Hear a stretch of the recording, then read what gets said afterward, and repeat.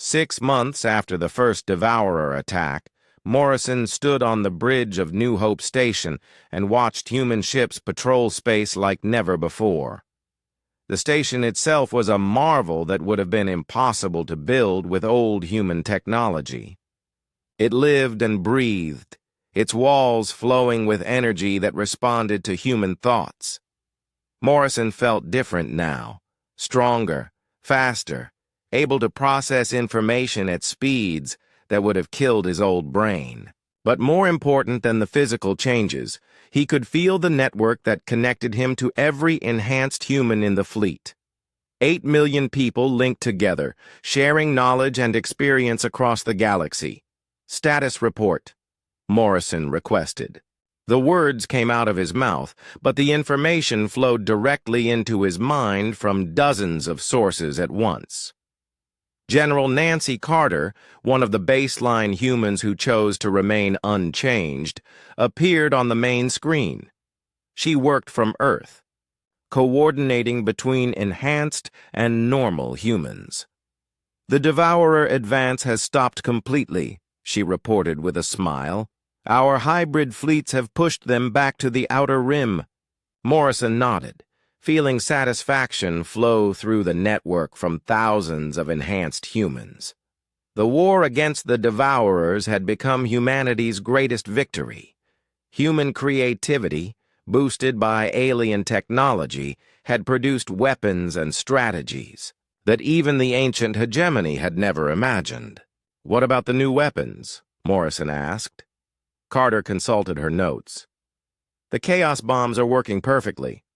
When enhanced humans design weapons that turn the Devourer's own feeding patterns against them, the results are devastating." Morrison remembered the first time they had used a Chaos bomb. Human engineers had figured out how to create weapons that fed the Devourer's energy that made them sick instead of stronger. The enemy ships had literally torn themselves apart trying to digest the poisoned energy. "And the quantum musicians," Morrison continued. "Beyond our wildest hopes," Carter replied. "Enhanced humans who can create sounds that disrupt Devourer ships on a basic level. They're literally singing the enemy to death." Morrison smiled. "Only humans would think to turn music into a weapon. The enhanced composers could create harmonies that made Devourer ships fall apart by vibrating their dark matter at the wrong frequency." Admiral Cooper appeared beside Morrison, materializing from the station's quantum transport system. After his enhancement, Cooper could move his consciousness through the network and appear anywhere humans had built receivers. "Morrison," Cooper said, his voice carrying the harmonics that marked all enhanced humans, "the Hegemony Council has sent a message. They want to discuss something that's never happened before."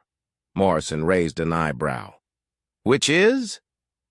"A joint offensive into the Devourer home dimension," Cooper explained. "They're talking about ending this war permanently." Morrison felt excitement ripple through the human network. For millions of years, the hegemony had fought a defensive war against the Devourers. The idea of actually attacking the enemy's source was revolutionary. "What changed their minds?" Morrison asked. Cooper's expression showed pride mixed with amazement. "Us. Human tactics have been so successful that the hegemony thinks we might actually be able to win an offensive war." Through the station's windows, Morrison could see the new human fleet. Ships that combined the best of human design with alien technology floated in perfect formation. Each vessel was crewed by enhanced humans whose minds worked together like a single organism. But it wasn't just the enhanced humans who had made the difference.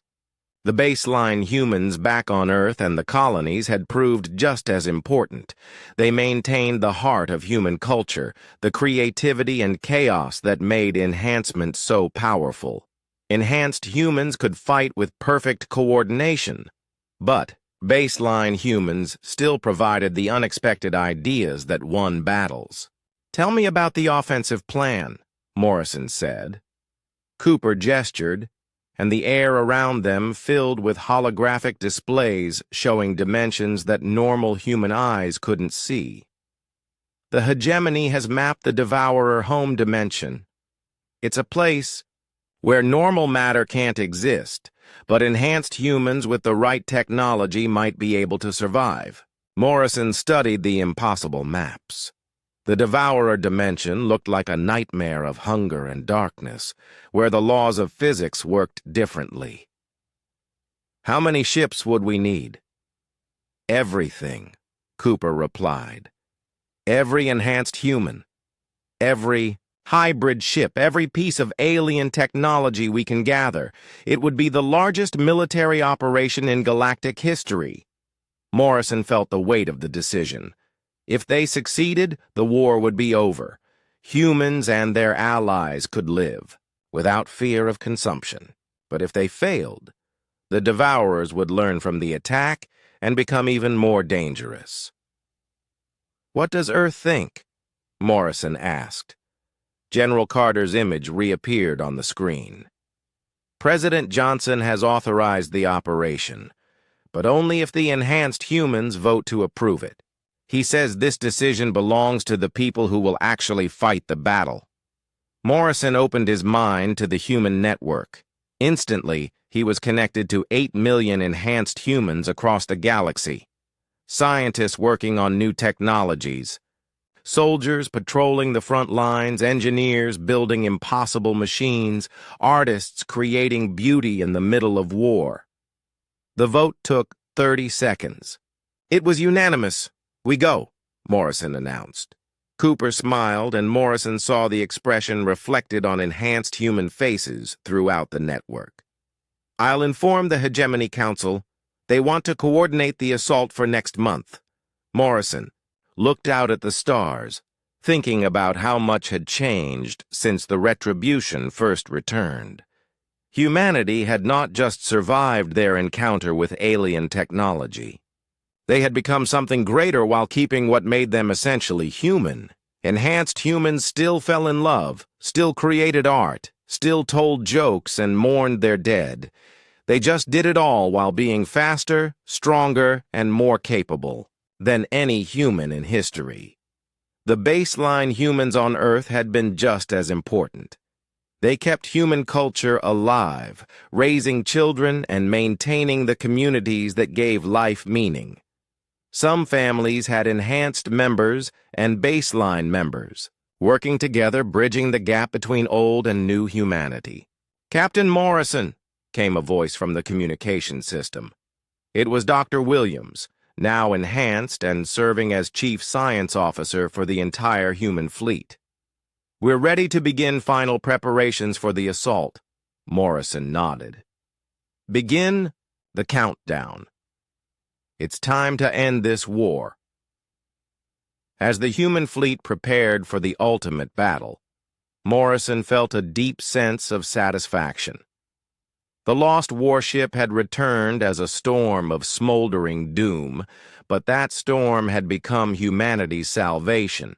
They had faced the choice between evolution and extinction, and they had chosen to become something the galaxy had never seen before. In a few weeks, they would take the war to the enemy's home and fight for the freedom of every living thing in the universe. Win or lose, they would do it as humans, enhanced but not conquered, stronger but not broken. The storm was ready to strike at the heart of darkness itself. President Helen Carter sat in the emergency meeting room deep beneath the White House. The walls were thick steel, designed to protect against nuclear attack. Today, she feared they might need protection from something much worse. Around the long table sat the most powerful people on Earth. General Paul Richards, a tough old soldier who had fought in 3 wars, drummed his fingers on the table. Admiral Kate Sullivan, commander of Earth's space fleet, studied star charts on her tablet. Senator Mike Davis, head of the Foreign Relations Committee, looked pale and worried. On the main screen, Captain Morrison's face appeared from the UES, Liberty. Behind him stood Dr. Turner and Ambassador Grant. They had just finished explaining what they found on Kepler 442b. "Let me make sure I understand this," President Carter said slowly. "The Galactic Council murdered 2 million innocent Verdani. They claim the Verdani were hiding weapons, but we know that's a lie, and they're planning to attack more Verdani worlds and then come for Earth." "That's correct, Madam President," Morrison replied. "The data device we found proves this was all planned in advance. They want to eliminate any species that helps humanity grow stronger." General Richards leaned forward. "How long do we have?" Dr. Turner spoke up. "Based on the attack schedule in the device, they'll hit the remaining Verdani worlds within 2 weeks. After that, they'll probably start with our outer colonies." Admiral Sullivan looked grim. "Our colonies have minimal defenses. They were built for mining and farming, not war. The Council could destroy them easily." President Carter had been a military officer before entering politics. She understood the threat they faced. The Galactic Council controlled hundreds of worlds and commanded vast fleets. On paper, Earth should have no chance against them. "What about diplomacy?" asked Senator Davis. "Surely we can reason with them, make them understand that we're not a threat." Ambassador Grant's voice came through the speakers with bitter anger. "Senator, they murdered 2 million people to send us a message. These aren't reasonable people. They're bullies who are afraid of losing power." President Carter stood and walked to the window. Outside, she could see the lights of Washington. 8 million people lived in this city alone. They were going about their normal lives, completely unaware that alien warships might soon turn their homes to ash. "I want to try diplomacy one more time," she said finally. "Ambassador Grant, I'm ordering you to request an immediate meeting with the full Galactic Council. Present them with the evidence of their war crimes. Demand justice for the Verdani and guarantees for human safety." Grant nodded. "I understand, Madam President. But what if they refuse?" Carter turned back to face the screen. Her eyes were hard as steel. "Then we'll explore other options." 3 days later, Ambassador Grant stood in the great chamber of the Galactic Council station. The room was enormous, designed to make individual beings feel small and powerless. Representatives from 200 different species sat in curved rows, looking down at her. At the center sat the Council's 5 most powerful members. Chairman Zexmore was a tall, gray creature with black eyes that showed no emotion. Beside him sat General Vorth Ka of the Krex Empire, his scarred face twisted in a permanent sneer. The others were equally intimidating. Grant activated her holographic display, showing images from the destroyed Verdani world. The pictures of burned cities and dead civilians filled the chamber. "Honored council members," she began, "I come before you today to present evidence of war crimes committed against innocent people. The Verdani were peaceful farmers and teachers. They never threatened anyone. Yet your forces destroyed their cities and murdered millions." Murmurs ran through the chamber. Some species representatives looked shocked by the images. Others seemed bored or even pleased. Chairman Zexmore raised one long finger for silence. "The human speaks of war crimes, but she does not understand galactic law. The Verdani were found guilty of supporting illegal weapons research. The penalty for such crimes is well established." Grant felt her anger rising. "That's a lie, and you know it. We have proof that your forces planted false evidence. The Verdani never built weapons. They couldn't hurt anyone if they tried." General Vorth Ka stood up. His voice was like grinding metal. The human calls us liars. Perhaps she would like to see what happens to those who insult the council. I would like to see justice, Grant replied firmly. The Verdani were our allies and friends. Their only crime was teaching us how to feed our people. If that threatens you, then maybe you're not fit to lead this council. The chamber erupted in angry shouts. Some aliens demanded that Grant be arrested for insulting the council. Others called for Earth to be punished immediately. Chairman Zexmore raised his hand again. The council has reached a decision. Humanity has become too aggressive and dangerous. You have violated galactic peace by supporting illegal activities. Therefore, Earth will accept council oversight of all its activities or face the consequences. Grant stared at him in disbelief. You're threatening us for demanding justice? You murder our friends and then expect us to submit to your rule? That is exactly what we expect, said Vorthka with a cruel smile. You have 48 hours to accept our terms. If Earth refuses, we will assume you are also planning illegal activities. The Council has ways of dealing with such problems. Grant knew what he meant. The same thing that happened to the Verdani would happen to Earth. I need to consult with my government, she said. You have 48 hours, Zexmore repeated. Use them wisely. As Grant left the chamber, she noticed that not all the alien representatives looked happy with the decision. Some watched her with what might have been sympathy or even respect, but they were too afraid to speak against the Council's ruling. That night, as Grant prepared to return to Earth, 3 figures in dark cloaks approached her ship. They moved quickly through the shadows of the docking bay. Ambassador Grant, one of them whispered. We must speak quickly. Grant recognized the voice.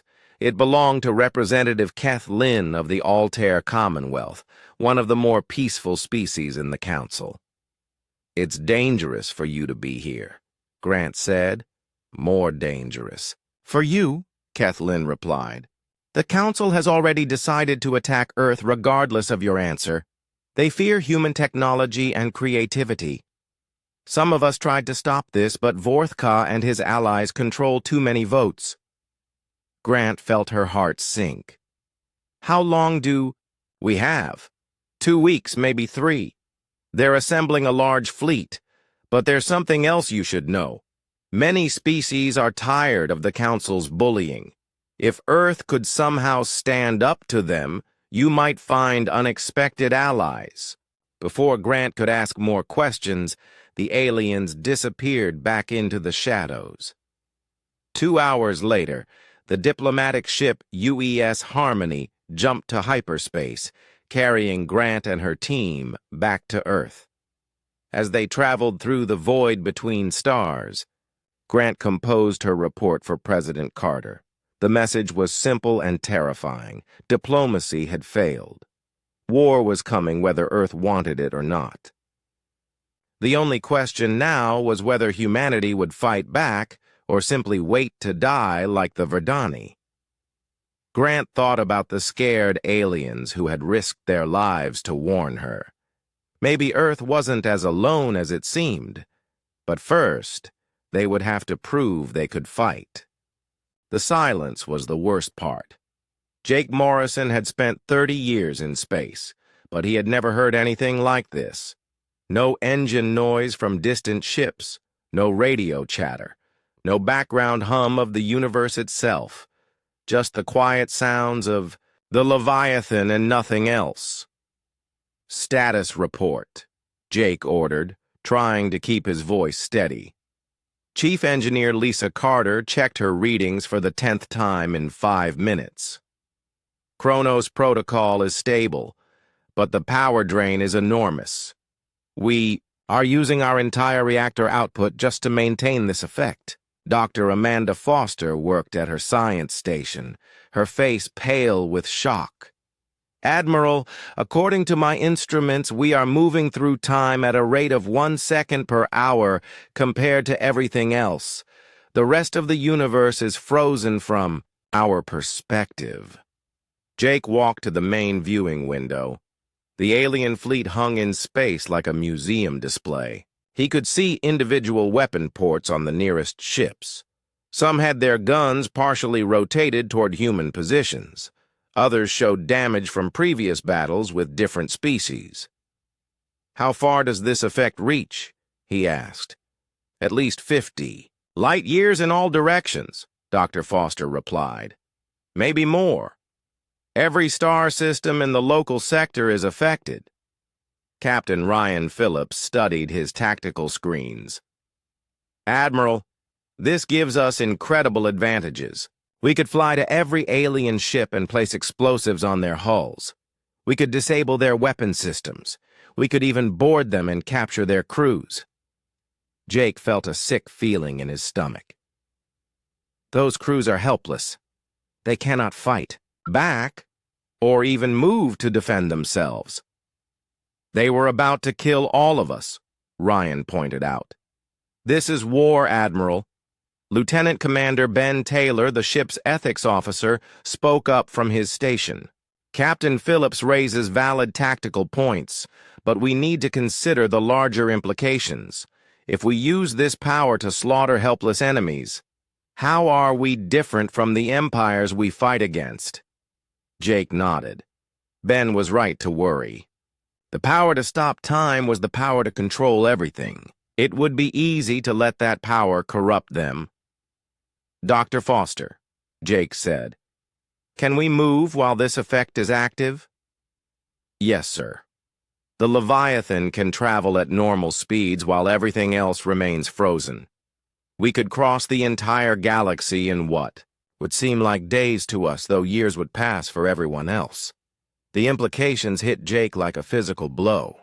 With this technology, humanity could explore every star system, claim every habitable world, and build an empire that would last forever. No alien species could resist them. No weapon could touch them. "Admiral," Lisa called out urgently. "I am detecting movement from one of the alien ships." Jake spun around. "What? That is impossible!" On the main screen, a crystalline ship near the edge of the alien formation was slowly beginning to turn. Its transparent hull caught the light from nearby stars and split it into rainbow patterns. "It is a Vorthan science vessel," Ryan reported. "The prismatic mind. Somehow it is breaking free from the temporal effect." Dr. Foster's instruments went wild. "The ship's hull is made of exotic matter. It might be naturally resistant to temporal manipulation." Jake watched as the Vorthan ship continued its slow movement. If one alien vessel could adapt to the Chronos protocol, others might follow. Their advantage might not last long.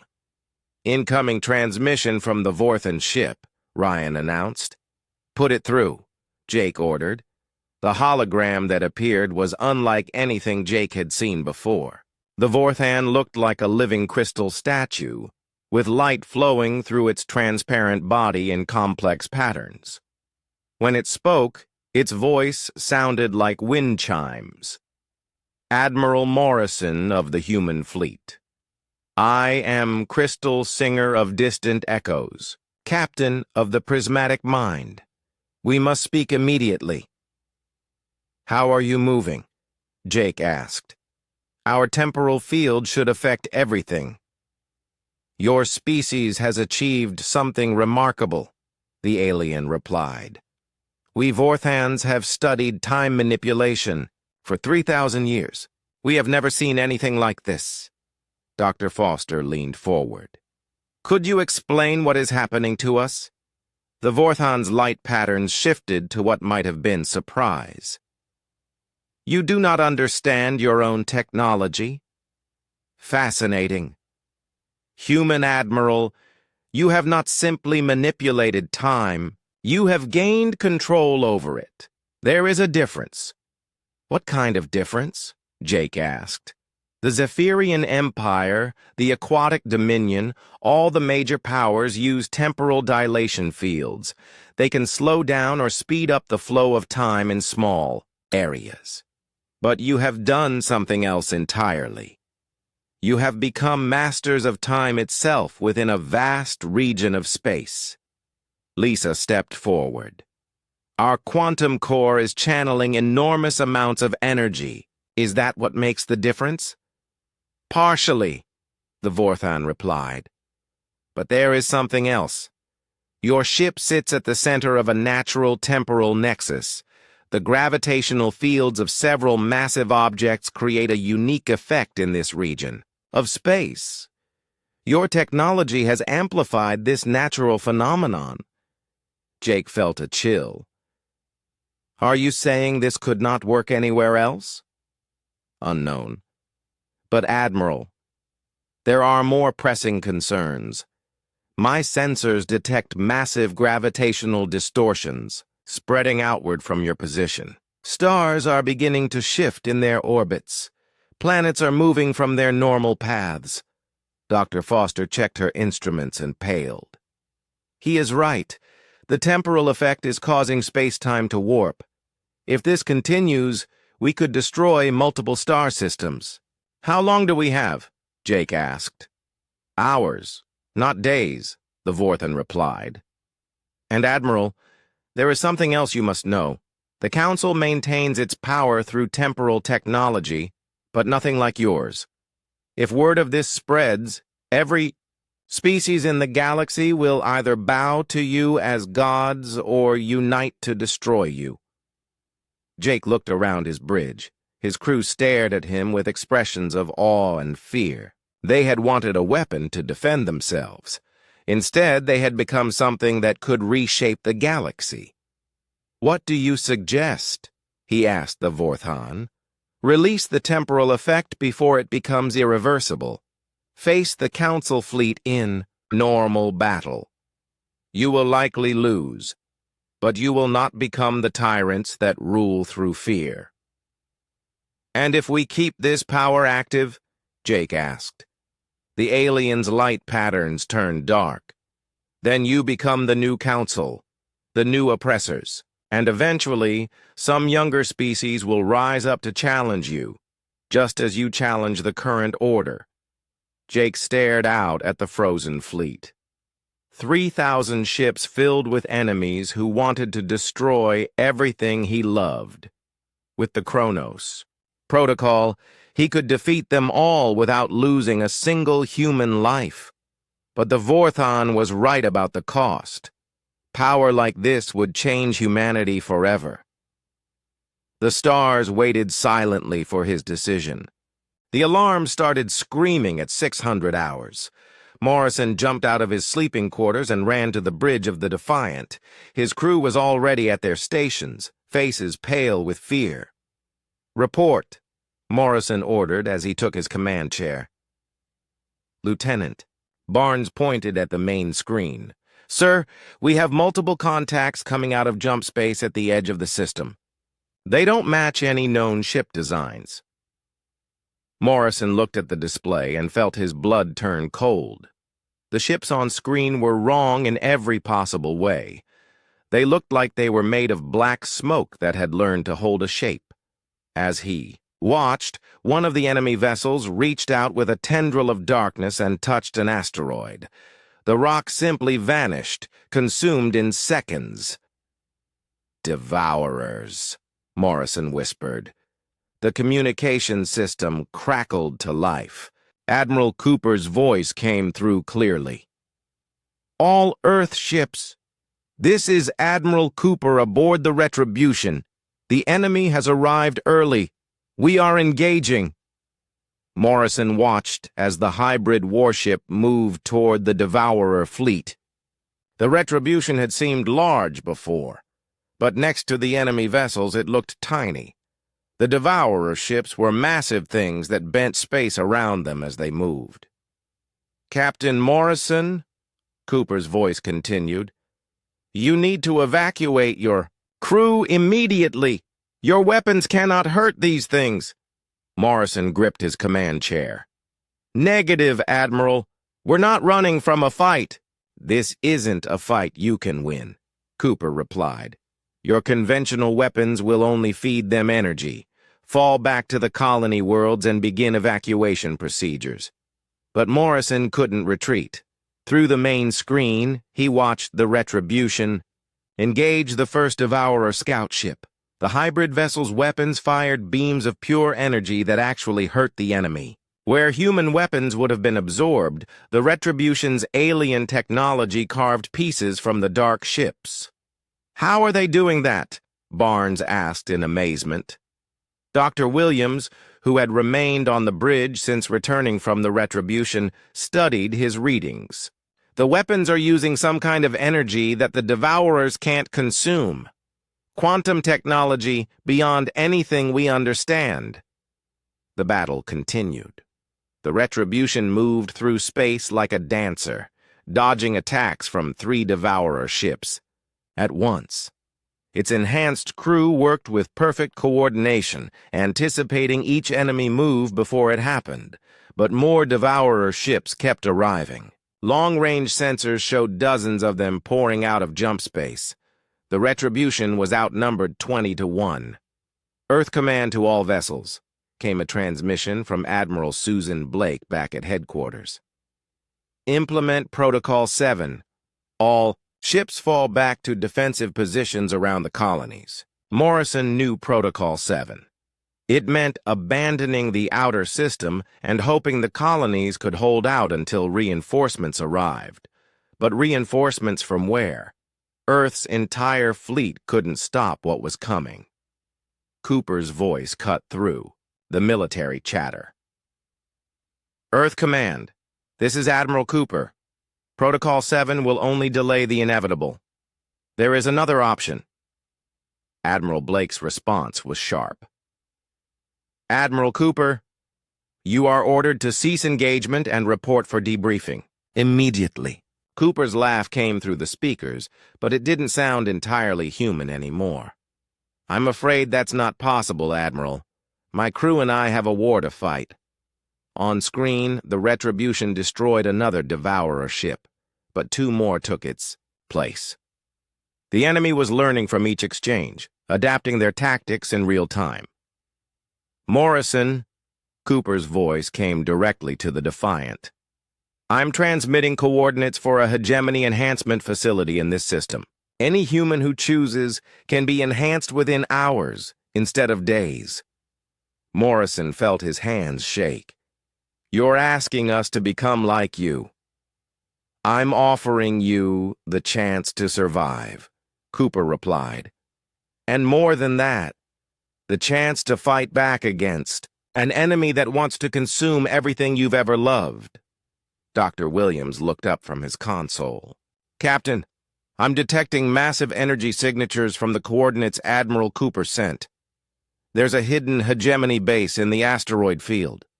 Morrison stared at the tactical display. The choice was right there in front of him. Watch his crew die fighting an enemy they couldn't hurt, or accept alien enhancement and become something more than human. "Sir," Barnes said quietly, "long-range communications are reporting similar attacks on human colonies throughout our territory. The Devourers are hitting us everywhere at once." Morrison thought about Earth, his home planet with its blue oceans and green continents, children playing in parks while their parents worked and dreamed of the future, all of it threatened by creatures that saw beauty as nothing more than food to be consumed. "Open a channel to all Earth ships in the system," Morrison ordered. When the channel was open, Morrison chose his words carefully. "This is Captain Morrison of the USS Defiant. We're facing an enemy that conventional weapons cannot stop. Admiral, Cooper has offered us an alternative. Enhanced technology that can fight these things." He paused, looking around his bridge at the faces of his crew. These were good people who had trusted him with their lives. Now he was asking them to trust him with their humanity. "The enhancement process will change us," Morrison continued. We'll become stronger, faster, better able to fight. But we'll still be human at our core. The choice is yours. Anyone who wants to remain unchanged can evacuate to the inner colonies." Bridge was silent for a long moment. Then Barnes spoke up. "Sir, what are your orders?" Morrison looked at the screen showing the Devourer fleet growing larger by the minute. "Set course for the hegemony facility. We're going to become something these things can't digest." As the Defiant changed course toward the hidden alien base, Morrison opened a channel to Cooper. "Admiral, we're coming to you." Cooper's response was filled with satisfaction. "Welcome to the future, Morrison. Let me show you what humanity can become." The asteroid field ahead of them began to change. What had looked like normal space rocks revealed themselves as camouflaged structures. A massive alien facility unfolded. Like a metal flower, its chambers ready to transform any human brave enough to enter. Morrison watched his crew prepare for the enhancement process. Some looked scared, others excited. All of them were determined to do whatever it took to protect Earth. "Captain," Dr. Williams said, "are we making the right choice?" Morrison looked out at the stars, knowing that somewhere among them, Earth was waiting for news from the front lines. "We're making the only choice that gives us a future, Doctor." The enhancement chambers opened, ready to turn ordinary humans into something the galaxy had never seen before. The storm of change was about to spread beyond the retribution to encompass anyone brave enough to embrace it. In the distance, the Devourer fleet continued to grow, but for the first time since they arrived, Morrison felt hope instead of fear. The stars looked different from the bridge of the UES Leviathan. Admiral Jake Morrison stood before the massive viewing window, watching alien ships gather in the distance like angry clouds before a storm. Each ship was bigger than anything humans had built before, except for the Leviathan itself. Jake touched the metal rail in front of him. The ship beneath his feet was 40 kilometers long and packed with weapons that even he did not fully understand. The engineers called it humanity's greatest achievement. The politicians called it their last hope. Jake just called it home. "Admiral, incoming transmission from the Galactic Council," said Captain Ryan Phillips from his station. Ryan was young, for a captain, barely 30, but he had sharp eyes and a good mind for tactics. Jake trusted him completely. "Put it through," Jake said. He straightened his uniform and prepared for what he knew would be bad news. The holographic display flickered to life. A tall, blue-skinned alien appeared before them. Its four arms moved gracefully as it spoke, and its voice carried the cold authority of someone used to being obeyed. Admiral Morrison of the Human Fleet. "I am High Counselor Velthar of the Galactic Council. You have received our final ultimatum. Your species has 48 hours to withdraw from all contested systems. This includes the 12 star systems you have illegally colonized over the past 3 decades. Jake felt his jaw tighten. Those 12 systems held over 2 billion human lives. Men, women, and children who had built homes on distant worlds, thinking they would be safe there. "High Counselor," Jake replied, keeping his voice steady. "Those colonists cannot be moved in 48 hours. We need at least 6 months to evacuate them safely." The alien's large black eyes showed no emotion. "The Council has been patient with your species for far too long. You expand into space like a plague, taking worlds that belong to older, wiser races. The Zephyrian Empire has claimed those systems for over 1,000 years. The Vorthan Collective has mining rights there that go back even further. But they were empty when we arrived," Jake protested. "No colonies, no settlements, no people." Irrelevant, Velthar said. Claim does not require occupation. Your species is young and does not understand galactic law. This is why the Council exists, to guide newer races and prevent conflicts. Jake looked around his bridge. His crew watched the transmission with growing anger on their faces. Chief Engineer Lisa Carter stood near the rear of the bridge, her hand resting on a tablet that contained classified information about the Leviathan's new systems. Dr. Amanda Foster, the ship's chief scientist, watched the alien with the careful attention of someone studying a dangerous animal. "What if we refuse?" Jake asked. The alien's mouth curved into what might have been a smile. "Then the Council will enforce its will. We have assembled the largest fleet in galactic history, 3,000 ships from 7 different species, all equipped with the most advanced weapons and defensive systems. Your 43 ships, while impressive for such a young race, cannot hope to match our power." Jake knew the alien was right about the numbers. The human fleet was tiny compared to what the aliens could bring to bear. But humans had one advantage the aliens did not know about. "We have fought your kind before," the alien continued. "Your ships are fast, and your weapons are crude but effective. However, you lack the one technology that truly matters in modern warfare. You cannot control time itself." Those words sent a chill through Jake's spine. He had heard rumors about alien time manipulation technology, but seeing it confirmed was different. It explained so much about humanity's previous defeats. "Your ships will move like statues while ours dance around you," Velthar said. "Your weapons will fire in slow motion while ours strike at normal speed. This is why the Council has maintained peace for 10,000 years. No young race can challenge us." The transmission ended, leaving the bridge in tense silence. Jake stared at the space where the hologram had been, his mind racing through options. "Admiral," Lisa Carter said quietly, "we need to talk." Jake nodded and followed her to a private conference room behind the bridge. Dr. Foster and Captain Phillips joined them. Once the door sealed, Lisa activated a privacy shield that would block any listening devices. "Tell me we have something," Jake said. Lisa opened her tablet and showed him a complex diagram.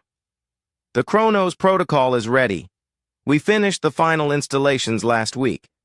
But Jake, this is completely untested technology. We have no idea what will happen when we activate it." Dr. Foster leaned forward. "The theoretical models look good, but theory and reality are often very different things. We could destroy ourselves, or worse, we could tear a hole in space-time itself." "What exactly does this thing do?" Ryan asked. Lisa looked around the room nervously. "It manipulates time on a scale never attempted before. Not just slowing down or speeding up, but actual control over temporal flow in local space. If it works, we could make enemy ships move so slowly they might as well be standing still." "Like what they do to us?" Jake asked. "Better," Dr. Foster said. "Much better. Their technology creates small-time dilation fields around individual ships. Our system could affect an entire star system. But the power requirements are enormous. We would need to channel the ship's entire reactor output through the quantum core." Jake studied the diagrams. The Leviathan was built around its massive quantum core, a piece of technology that barely fit within human understanding. The core could power a small city, but channeling all that energy into temporal manipulation was risky. "What are the chances of success?" he asked. "Honestly, maybe 60%, Lisa said. 40% chance we blow ourselves up or worse." Jake walked to the small window in the conference room. Outside, he could see human ships taking defensive positions around the Leviathan. Good crews, good ships, but not enough to face what was coming. "Admiral," Ryan said, "we could try to negotiate more time. Maybe offer to evacuate one system at a time." Jake shook his head. "They want us gone. Period. This is not about those 12 systems. This is about showing the galaxy that humans cannot challenge the established order." He thought about the colonists, families who had traveled across space to build new lives, children who had never seen Earth but called distant worlds home, all of them depending on him to keep them safe. "How long until the alien fleet arrives?" he asked. 6 hours, Ryan replied. Jake made his decision. It was a terrible choice, but it was the only choice he had. "Prepare the Kronos Protocol," he ordered, "and send a message to all human ships. Tell them to pull back to minimum safe distance." Lisa nodded grimly. "I will start the activation sequence. It will take 4 hours to fully charge the system." As his officers left to prepare for what might be humanity's last battle, Jake remained at the window. In 6 hours, they would either achieve something miraculous or die trying. There was no middle ground. The stars continued to shine, unaware that time itself was about to become a weapon.